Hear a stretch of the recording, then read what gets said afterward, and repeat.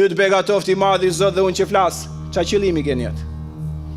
Në qoftë se, dëgjoje këtë se kjo është esenca e ligjëratës sotme, në qoftë se qëllimi jetës tënde është besimi i patundur, besimi i thellë, besimi me dashuri të madhe, besimi me zgjuarsi dhe dituri dhe mençuri të madhe, besimi konkret dhe me vepra të mira është qëllimi jetës tënde, je në rregull, kurdo që desësh s'ka problem.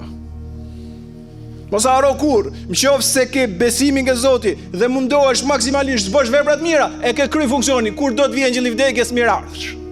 Mirë se të vi, se ti e ke kryer atë për cilën je kriju. Kush e ka lexu ligjëratën e tij të famshme të Haxhit Lam të Mirës, do gjej atje themelet si të jetojë shoqëri, si të jetojë një individ, si të jetojë një bashkësi, si të jetojë një familje në paqe dhe në mirësi totale. Kush e ka lexu, e din, kush e ka lexu, duhet ta lexojë.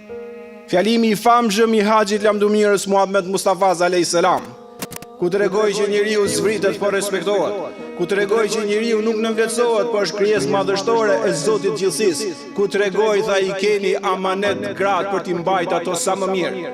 Dhe tregoi për shoqërinë islame, për 2 miliardë që janë sot, për miliarda që kanë kaluar dhe për miliarda që do vinë, që janë vëllezër në emrin e të Madhit Zot.